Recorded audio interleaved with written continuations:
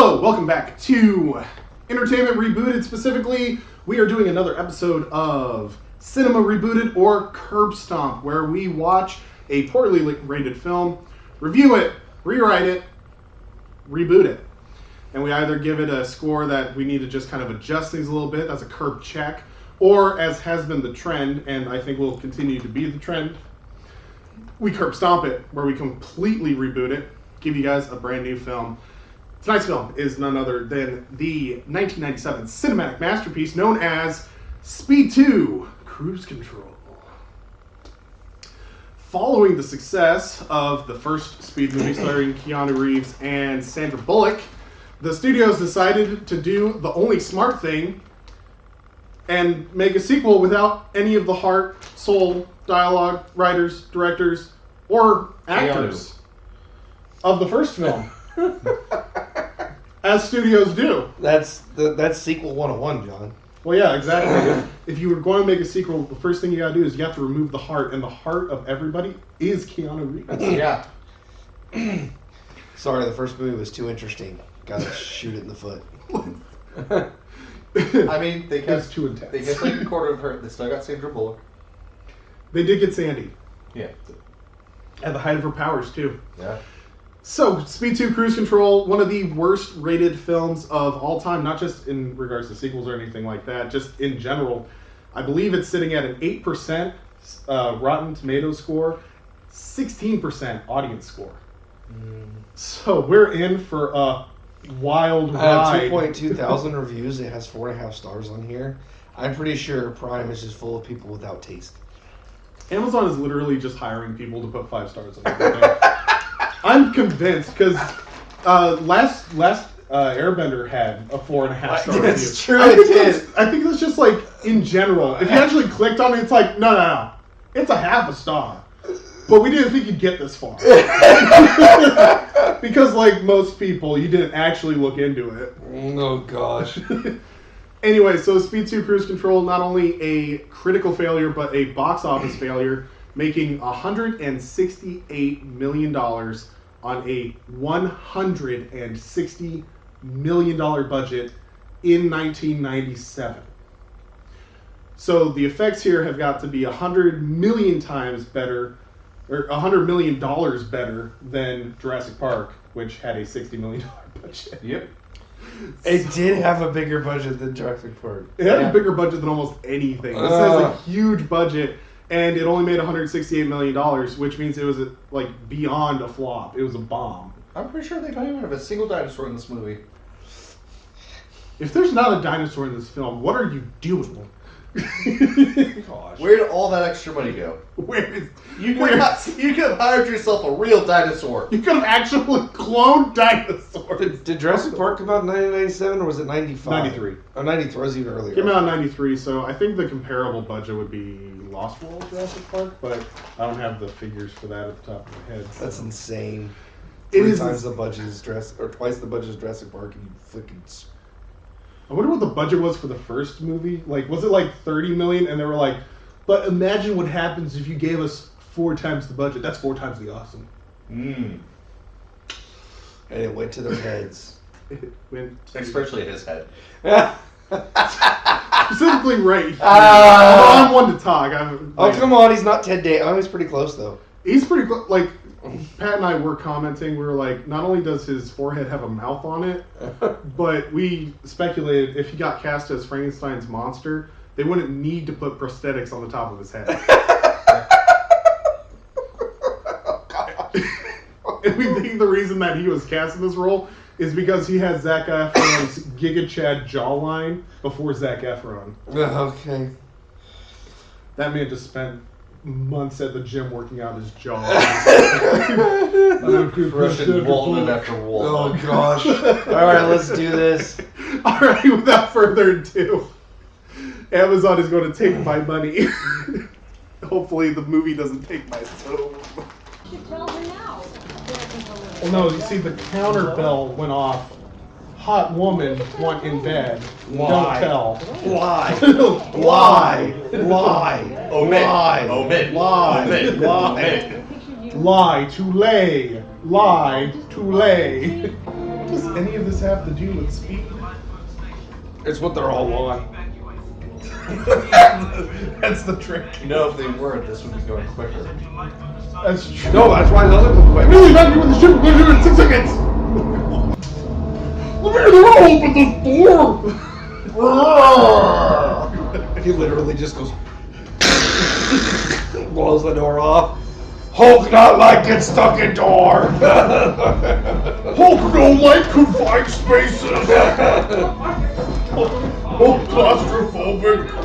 It's like they're having a conversation at the beginning, then they're at a dance, then they're sleeping, then he's speed shooting, then their boat was taken over. You mean to tell me that the film that's been choppily shot this entire time may be choppily done with the story? It actually may have been on speed. I tell you. It's like $30 million for this budget. It's probably just the writers and the writers' room. I got a great idea, guys. This is going to be dancing.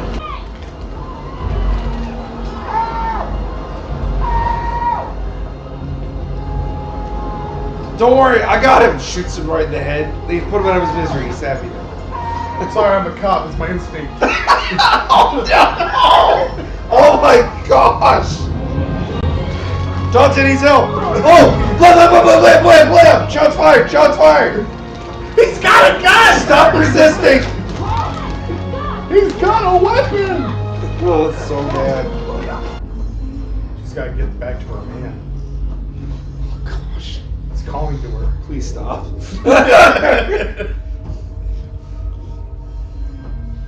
Can't let that Sandra Bullock looking bitch get him. I have a feeling this was written by an IT nerd. Which is like, I'll show them. I'll show all of them. You moon fears me. Even the moon fears me. It was actually written by the Invisible Man when he was on the stuff.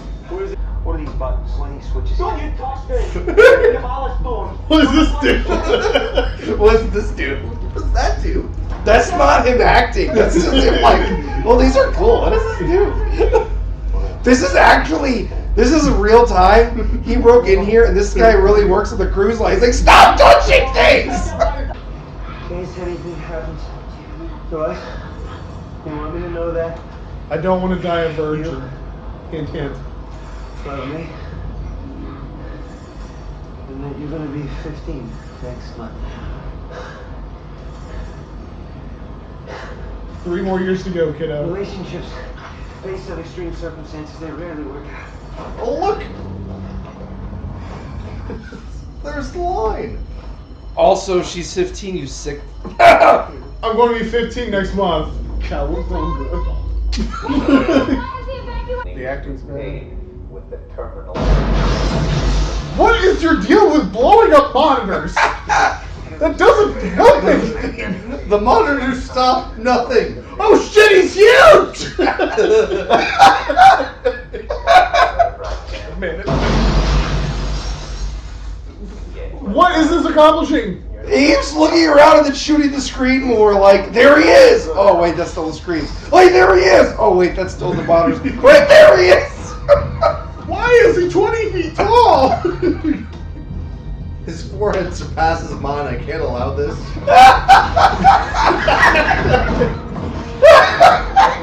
Now, my friend, she's heading straight into us. Get the anchors up now! Yes, sir! You weren't doing that before? I'm sorry, like, ship is coming at us on a collision course. Let's just get the anchors up just in case here, guys. Anchors up. Load up the engines. Get prepped. Is nobody going to report this hit and run? Pull over. I need your insurance! Yeah, like, why'd you stop? You should have kept turning. Because now you're heading towards the land. Because you want to get this epic shot. Well, that's a lot of insurance claims. Hey, we have a runaway here! Are you looking at a cruise ship? Do you not see the entire side of this ship? I'll have you know, sir, I have the right of way. Oh no, my midlife crisis. No, Nope, it'll stop just in time to drop an anchor on it. And ring the bell.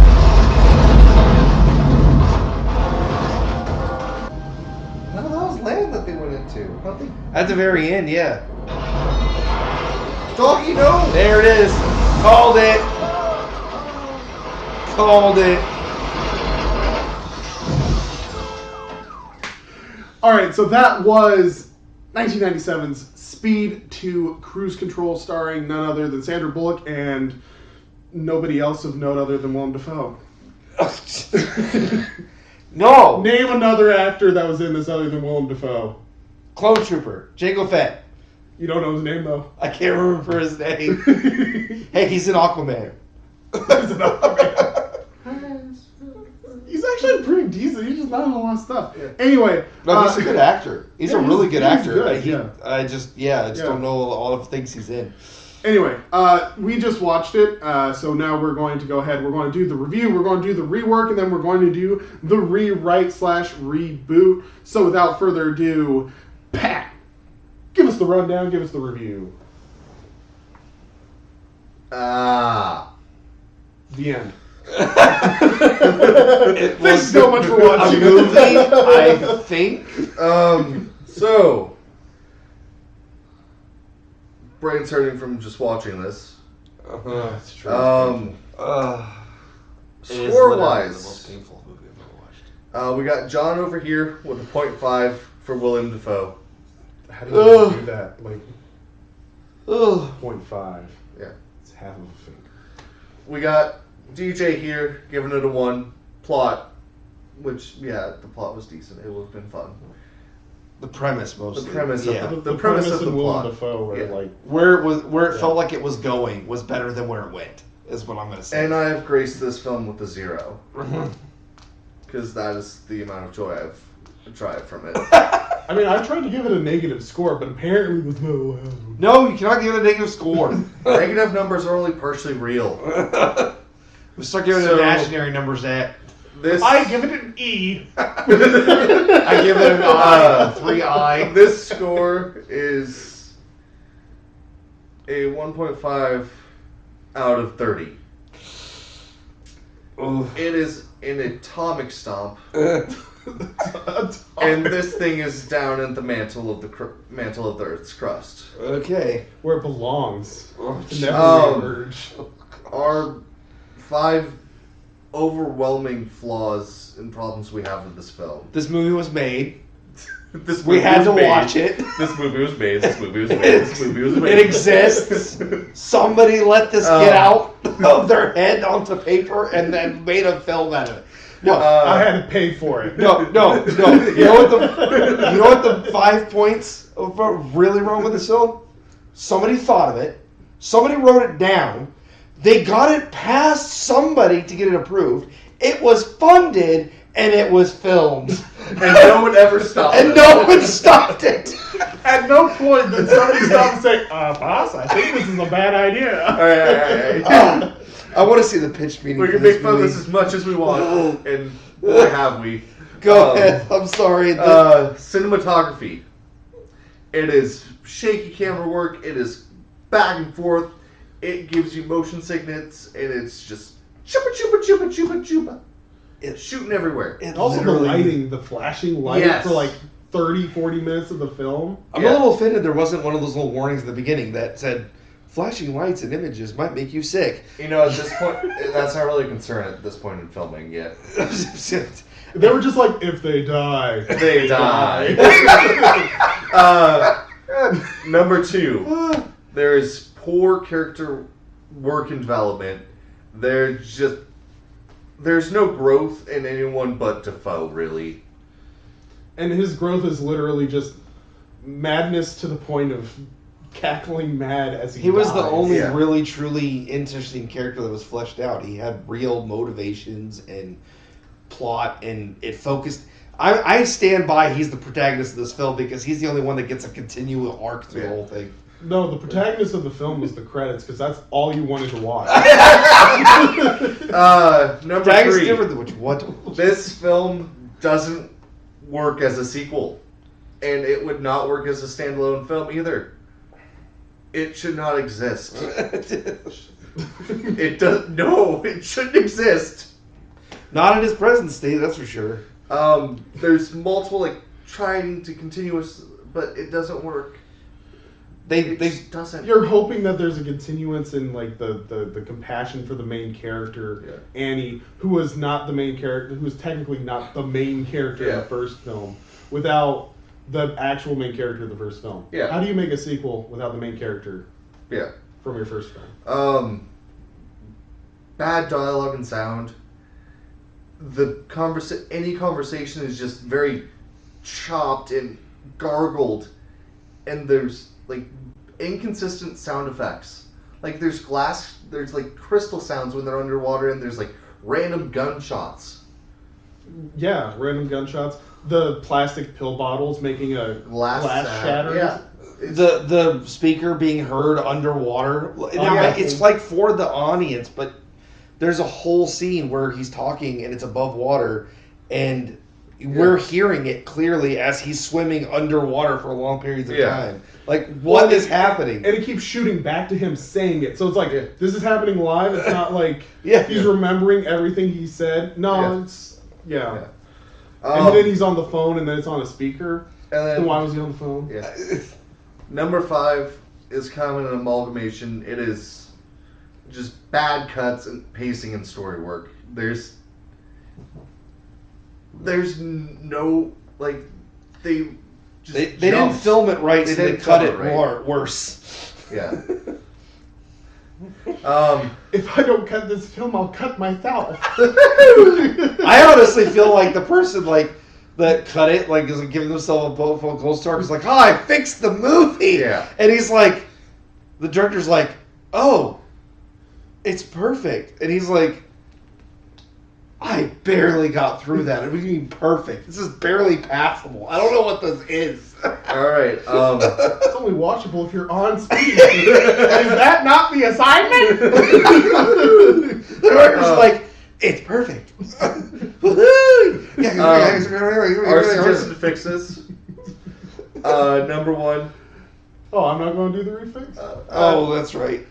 Give me the power. My brain is still broke. Here's our list. It broke Pat so much. Here's our list of stuff. This film wasn't even worth multiple people writing down all the fixes. It's all on one phone here. Let's see. Fixes. All right. Oh. So for the first one with the cinematography, you really have to move more into traditional filming where you have longer shots. You have to have consistent lighting. You need to just completely abandon the slow-mo in this film because all the parts that they chose to do slow motion made no sense. It made no sense. It was really janky, and then the pacing of the film already was so weird that when you randomly go into slow-mo, it feels like you're being punished for it moving too quickly. Yeah. The film is so long, and it feels longer in slow-mo.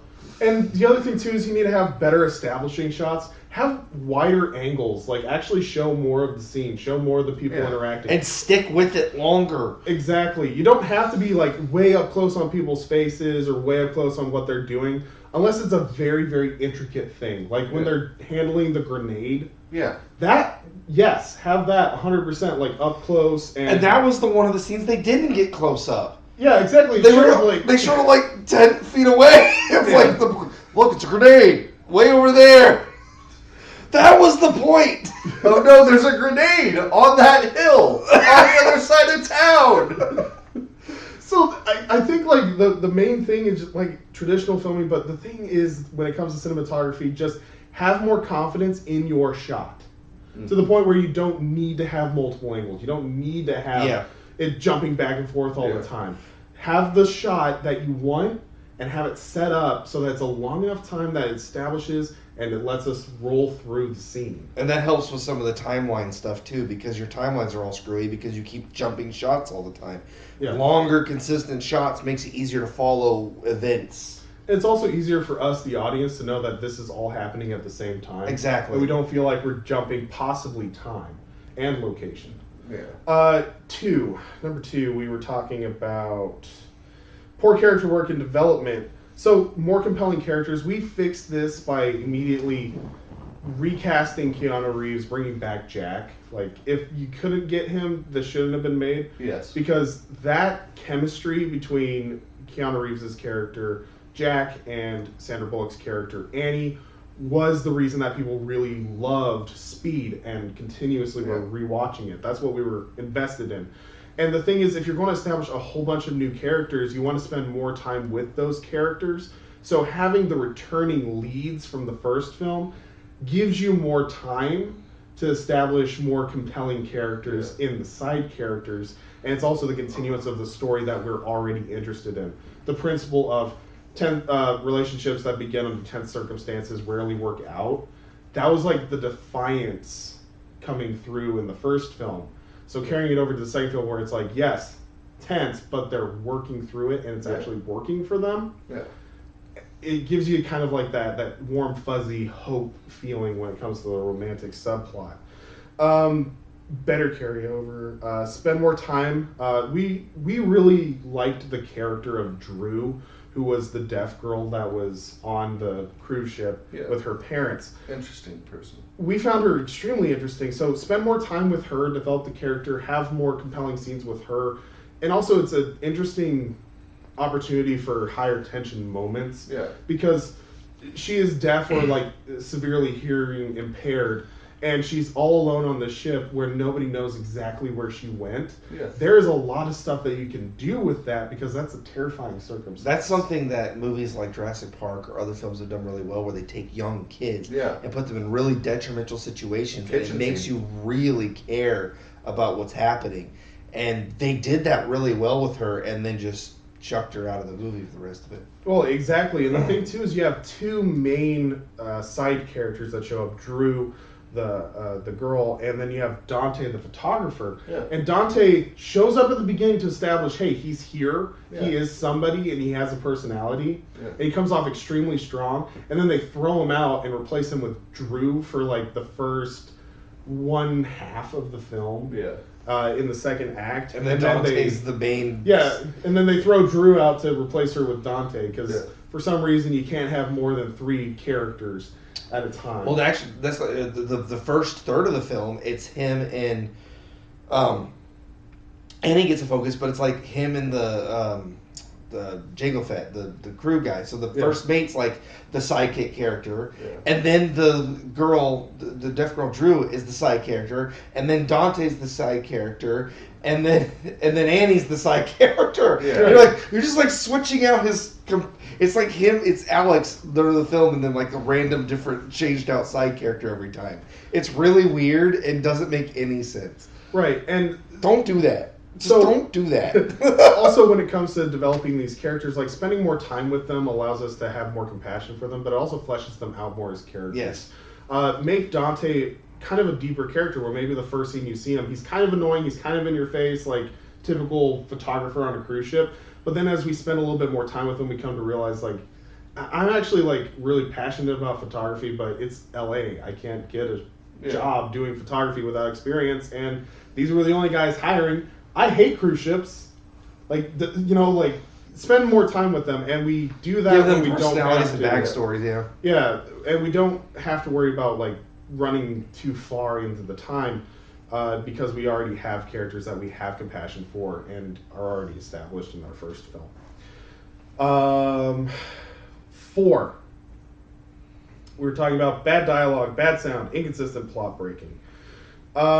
We talked about less snappy dialogue, so this film really tries to be very snappy with its dialogue, but as a result, the characters don't come off as real, or there's not enough time in that dialogue. It feels like script reading. Like straight up, every line of dialogue in this film is read from a script. Right, and it's not nearly as quotable, charming, or it doesn't feel as quick-witted. It's snappy dialogue, but it's not witty dialogue like the first film. The first film is very quotable. There's a lot of witty dialogue. There's a lot of snappy dialogue, but it works because they put it in the proper situations. This film has way too much snappy dialogue. Let's spend a little bit more time with them talking. Let's talk about them being more... let's spend more time with them actually developing their relationship when it comes to Jack and Annie. and then all the side characters and stuff like that. Let's spend time actually developing these characters and their motives, and then the snappy dialogue can happen in the appropriate places. Clean, clear transitions between scenes, between all these different things. That's very important. And the other thing too is let's keep the suspense up. That's one of the things that was really great about the first Speed movie, is that there was a lot of tension, there was a lot of mystery, there were a lot of things of will it work, won't it work, how are we going to get this whole situation to work out. This film doesn't feel as suspenseful and thrilling, even though the stakes are higher and there are more people at risk. Except for they get rid of most of them early on, and it ends up being about a bus full of people in the end. Yeah, exactly. It's like they scrapped the idea of the higher stakes and made it just a Speed movie all over again. It was a weird choice. Yeah, just... Hey, let's make the stakes bigger. Oh, just kidding, they're the same. Yeah. So, let's keep the suspense, let's make it more interesting. We can establish that Willem Dafoe is the villain and have a little bit of him revealed in the beginning. Or we can go back to what Speed was with the first one, where you don't really know who's doing it. It's this mysterious caller. It's somebody that's on the ship. Maybe he's putting it together. Why is he putting it together? Let's kind of figure it out so we can figure out who it is. We know Willem Dafoe is the villain, but then our main character knows that Willem Dafoe is the villain in scene 2. Yeah, far too quick. Yeah. Of them. Like, it establishes him as the villain to the audience and the hero right at the beginning of the film. And... maybe a few more red herrings would have helped too. Yeah. Like a few, like his cop senses are going off because he sees a lot of people doing weird stuff, and he's just too heightened. Weird stuff on cruises. Yeah, exactly, and his senses are heightened. This is a relaxing environment, and he's a really high tension cop. He's gonna notice things that look out of place that are probably out of place, but aren't as bad as he thinks they are. A little more red herrings would have been nice to give him, like his Jedi senses are tingling like crazy, Spidey senses, because everything's setting it off. And eventually he just kind of calms down a little bit, and the villain's able to move under his radar. Yeah, and the other thing too is like you can actually have it in the plot where maybe Annie and Jack have been in high tense situations because of Jack's career, but also all the situations that surround them. And they seem to be kind of in a lot of chaos. They don't feel like they're able to slow down a lot. They're working all the time. They have all this stuff going on. So they go on the cruise to relax. They go on the cruise to kind of figure out, like, are we only together because of the high tense situation has prolonged for 4 years, or are we actually working? Yeah. So going into this new environment, they're trying to relax, and high tension cop, maybe he sees a lot of things because of the culture shock when it comes to cruise ships. And so you can play into that dynamic. Yeah, that gives it more character, and it slides more in point 3. It really helps with that transition to a sequel, because it's showing the high tension to it. This is going from Speed, which was a high tension film from beginning to end, to the beginning being very calm and relaxing. Yeah. And the juxtaposition there is the opposite we're used to. He's not used to calm. Doesn't know how to handle that. Right, and so when things spike off again, they start getting tense, but then when it has the falling action in this film, that's when he does his proposal, that's when he does all this stuff with their relationship, because he's like, listen, I don't care what's happening, if we're able to handle each other when it's chaotic, I think that will be perfectly fine if we can actually find a relaxing situation to be in. It's just we're in a hectic part of our lives right now. And then... which goes right into 5, which is just the pacing and choppiness. That gets fixed by everything we did. Part of the reason I feel like this film was so chopped up is because it was a mess in filming, and in post they just tried to piece a film together. Right. This feels like they filmed like a ton of scenes, like 4 hours worth of scenes, and then went to the editor like the tickets at the Chuck E. Cheese stand, like, make a movie out of this. Well, and he was just like, also we have to justify why I spent so much money on this movie, so make sure you use all of these different shots, because I had them order like 7 cameras, and I used all of them. Film's expensive. There's so many camera angles. He had to, during that one ship scene, literally in the dining room, that one scene alone had to have like 40 cameras. Oh, and it was there's making you so sick. Many angles, and it was bouncing. And we're not joking. Literally made us sick because the cameras was doing this, and it's jumping cuts, and the lights are flashing, and they're talking, and you're just getting disoriented and sick. It's like one of those noise tortures where they just enhance your disorientation. Yeah, it was literally what it felt like. Yeah, because it's random sounds, random scenes, random lights, and it's jumping back and forth so much you get sick. It is literally the perfect storm to create a headache. Yeah. And the thing is that, like, and it intensifies throughout the film. Well, could you imagine seeing this in the theater? Oh, like, we have the setup here with the big screen, and I have a decent sound system. But if this was in a theater, I think I would actually have to close my eyes and plug my ears. I would have puked. Oh yeah, I had to leave. Like I said, either plug my ears and close my eyes or leave. It was bad. So yeah. So those are all of our points when it comes to fixing this film. We've discussed a little bit, and we've created a kind of a new plot. So DJ, if you could give us a brief summary of our new movie, Speed 2 Cruise Control. We try to keep it kind of similar to what they have. Is a sequel to Speed. They're on a cruise ship. Willem Dafoe is the villain. Dafoe? Yeah. So the three main things that I wanted to go over right before the summation is one, we all agreed that we liked the premise of the cruise ship. It was a good increase. It was an interesting change, and William Dafoe and the plot itself, the idea of where it was going was actually really interesting. So what I want to do is take that premise and rewrite it using the fixes that we did. So that having been said, the film's opening is really good. The film's opening shows high octane, but it would make a lot more sense if it was Keanu Reeves. Yeah. We said this before, but the biggest problem that going into this film is that it's a new character, and he's just as reckless as the last one. No, make it the same person. Now we established that he's still a junkie. He's promised her that he's adrenaline junkie, not drug junkie. Sorry. Anyway, he's an adrenaline junkie, and you leave the subplot in that she thinks he's quit. He's like a beach cop. Like he's done with all that stuff. She thinks he's changed, but really he's just still doing the same old, same old. They run into each other, and she's like, "I thought we were done with this stuff," and he's apologized. Like, I tried, but I did the beach cop thing, but I don't know how to slow down. Yeah. And they needed me. They needed me. I'm good at this. He gets pulled back in. He gets pulled back in, and he just missed it.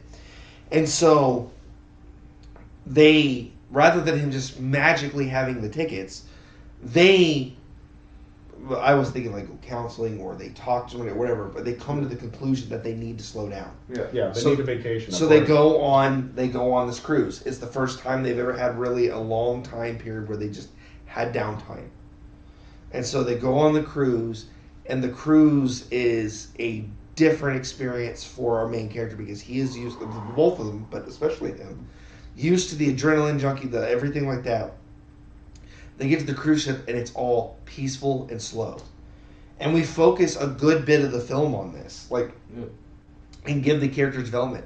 They push through in the original way too fast. They're talking. We take our time. We give them time to develop the relationship, to really see, because actually the turmoil is that it's calm. Oh, yeah. And so their relationship becomes the action. Yeah. And maybe they get some arguments or some fights, or they have real actual relationship stuff that they're not used to. And because we care about these two people, because we've seen them in another film, that relationship has a lot more stake to us. Yeah. We feel it. We man, in the last movie they said that this usually doesn't work, but they're working. They're really trying to get through it, and they do have a lot in common.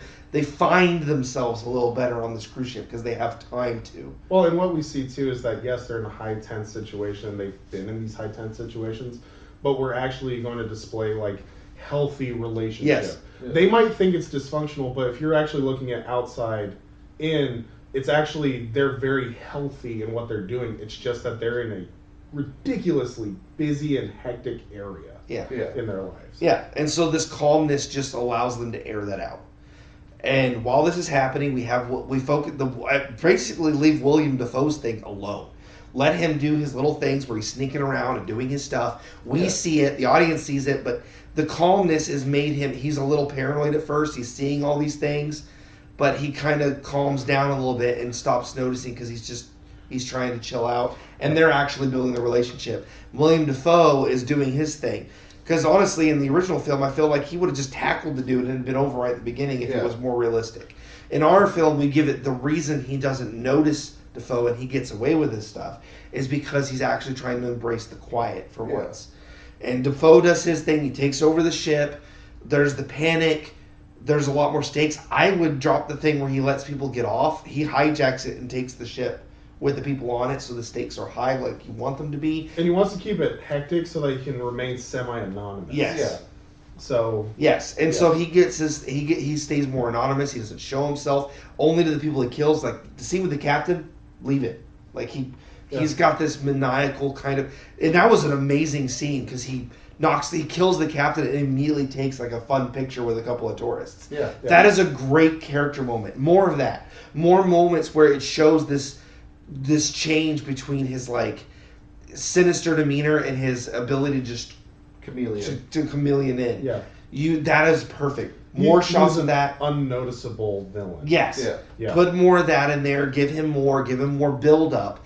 And the actual full takeover and control of the ship, as well as the pushing part, happens a little later, because like half this film is the ship being taken over, and it doesn't really do a lot with it. Yeah. Let him take it over, but slowly roll it. Give him more development. Give the characters, the deaf girl being trapped.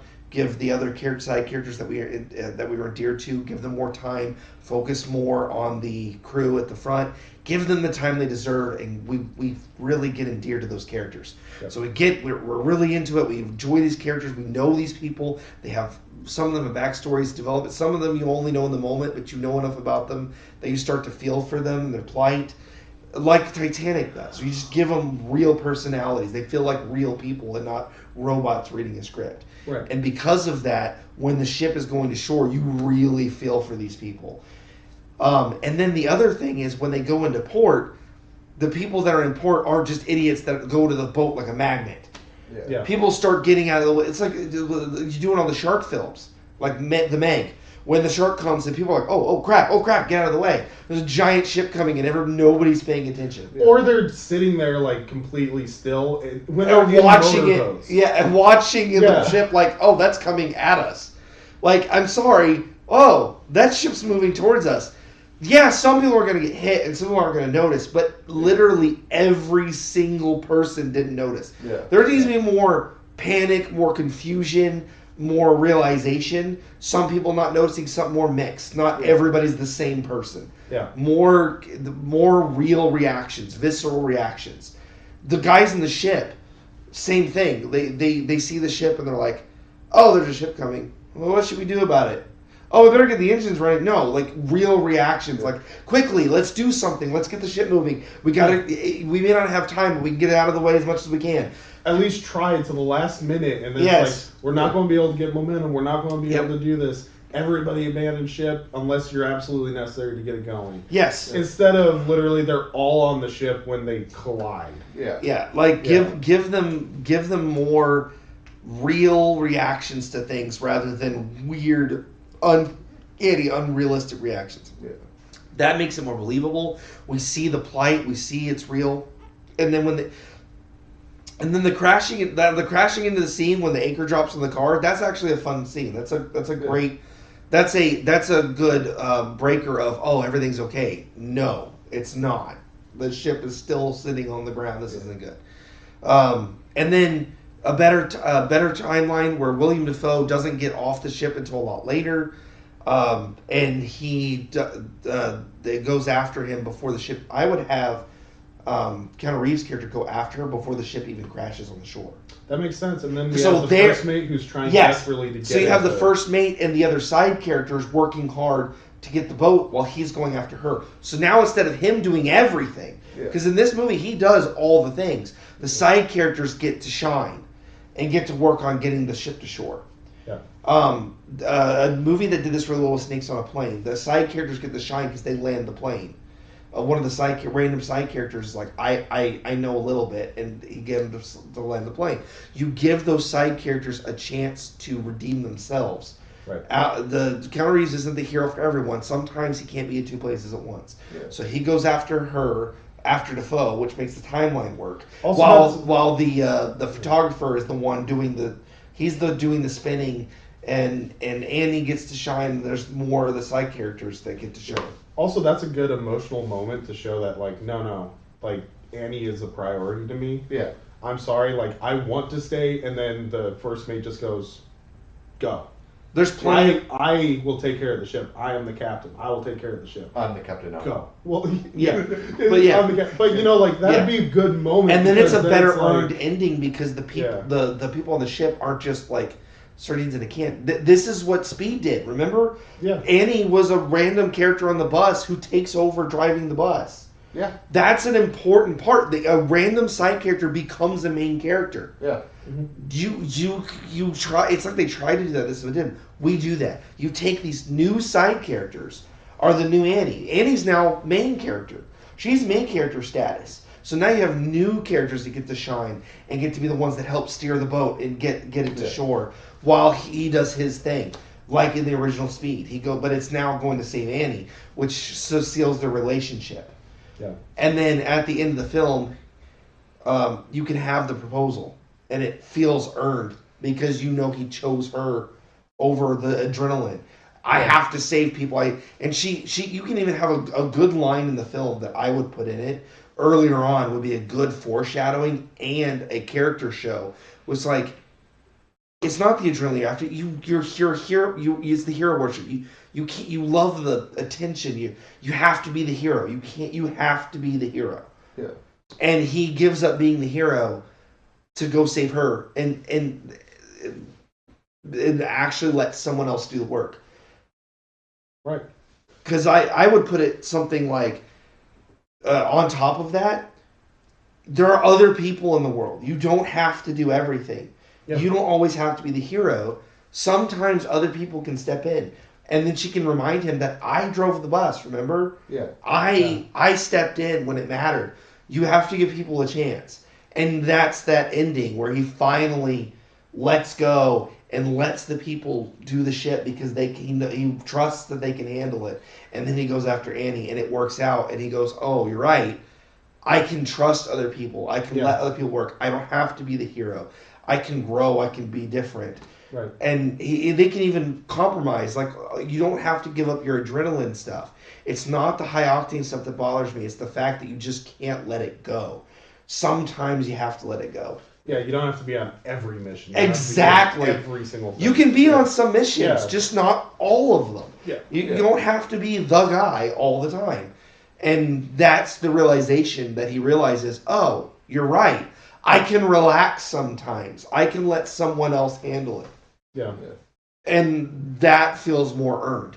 And then you just let it in. And it can end with the boat ride back to the big boat. You don't really need anything else than that. You know that he's learned the lesson and it feels earned. Rather than this one where he gets what he wants. He gets to still be the adrenaline junkie that he always was and gets the girl. It's like he doesn't learn anything. Yeah. No, there's no change. No, there needs to be growth. And our version of this film gives it growth. And otherwise, you leave most of the film alone. The film's premise was fine. They just...